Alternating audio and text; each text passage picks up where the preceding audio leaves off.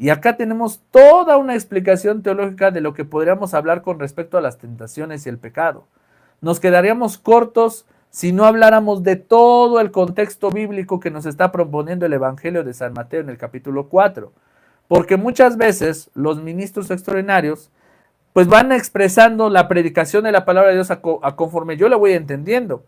Y debemos de tener primero un mensaje claro de lo que es el Evangelio, ¿sí? Lo que está tratado de decir. ¿Por qué Jesús habla de las tentaciones? Porque todos estamos en este camino donde se nos va a presentar esta tentación, este alejamiento de Dios. ¿Y qué tenemos que hacer? Luchar, porque la gracia sí es posible en Dios. Entonces, acá tenemos ya una iluminación de lo que podemos decir. Vamos a utilizar entonces unos pasos para poder predicar la palabra de Dios. Número 1, ¿qué dice el texto, hermanos? ¿Qué está diciendo el texto? ¿Qué acabamos de escuchar?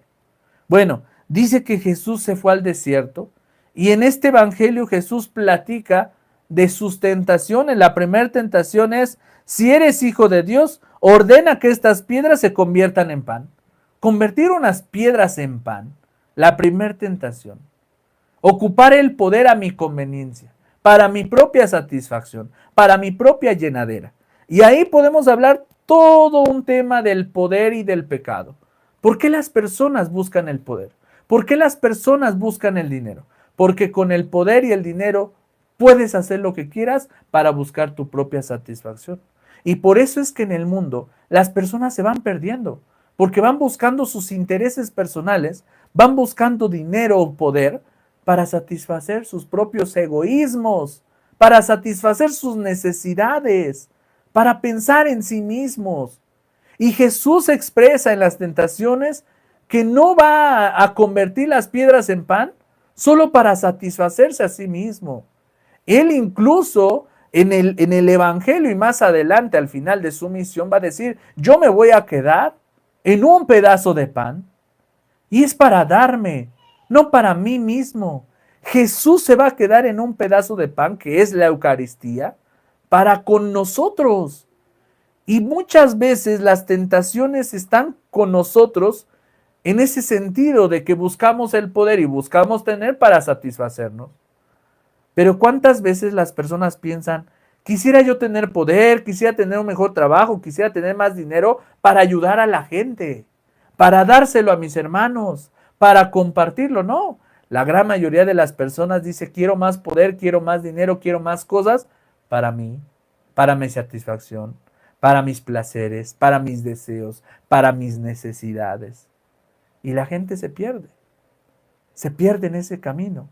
Y ahí tenemos un gran ejemplo. Segunda tentación, lo lleva a la ciudad santa y lo puso en la parte más alta de la muralla del templo y le dijo, si eres hijo de Dios, tírate de aquí abajo, pues la escritura dice, Dios dará órdenes a sus ángeles y te llevarán en sus manos para que tus pies no tropiecen en piedra alguna. Y Jesús replica, dice también la escritura, no tentarás al Señor tu Dios. Muchas cosas nos pasarán, hermanos. Muchas cosas se nos presentarán. Seremos tentados. Pero en nuestro caminar debemos tener cierta coherencia con lo que somos. Hijos de Dios. Y un hijo de Dios tiene que actuar con respecto a la gracia.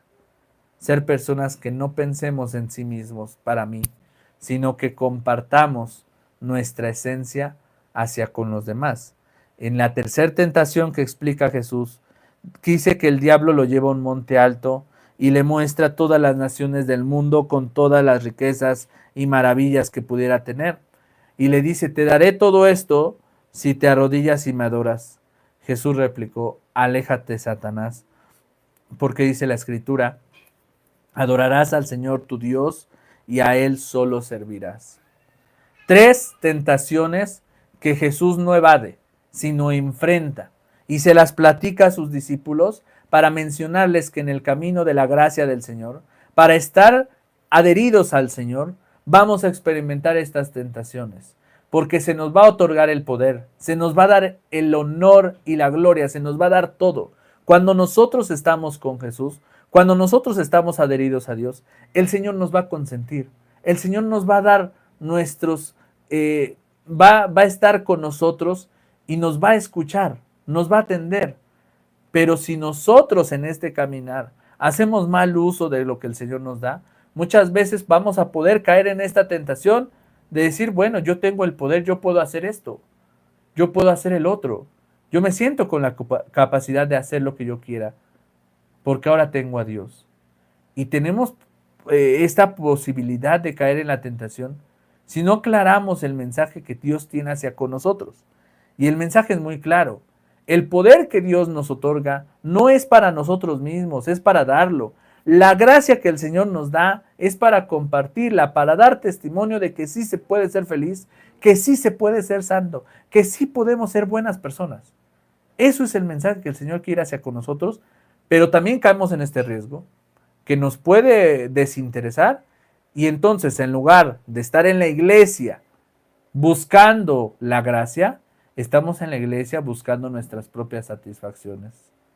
Y acá vemos hechos concretos. ¿Cuántas personas que están sirviendo en la iglesia católica de manera directa en algún grupo son los primeros que andan pecando?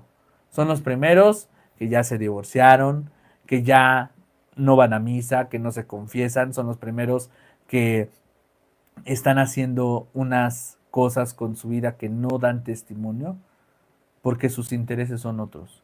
Porque como tienen el poder, se guían por otras ideas, por otras decisiones. Y no debe de ser así. Por eso, cuando ya tenemos un texto específico, debemos hablar como tal del mensaje cristiano que nos quiere dar la palabra de Dios a toda la comunidad.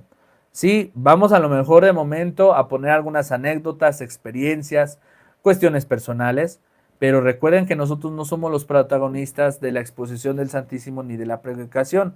En la predicación tenemos que hablar de la palabra y debemos irnos a las referencias bíblicas y hablar de lo que ese texto está tratando de decirnos. ¿Sí? Vamos a apoyarnos de alguna anécdota, pero no somos los protagonistas del Evangelio, sino tenemos que hablar de Jesús. Algo muy bueno que te podría ayudar es dar lectura a algunos libros de los santos, vidas de los santos, para ir retroalimentando o ampliando la reflexión del Evangelio, poniendo ejemplos no de tu vida, sino de la vida de los santos, de la vida de personas que lograron la santidad, ¿sí? Y por otro lado, hermanos, después de hacer esta breve reflexión, debemos dejar momentos y espacios con el Señor. Miren, debemos entender que la hora santa no se trata de un rito litúrgico esquematizado. A diferencia de la misa nos otorga salvación, porque en misa podemos comulgar el cuerpo de Cristo, no solamente físicamente, sino también su palabra. La comulgamos cada que escuchamos las lecturas y el Evangelio. Cuando participamos en misa vamos a encontrarnos con el Señor en su palabra y en su cuerpo, y eso nos otorga salvación. En la hora santa, a veces no se trata de irnos a encontrar con Jesús en el cuerpo, sino se trata de ir a estar con Él, platicar con Él y simplemente estar ahí con Él. Saber que Jesús está acompañándome de manera física.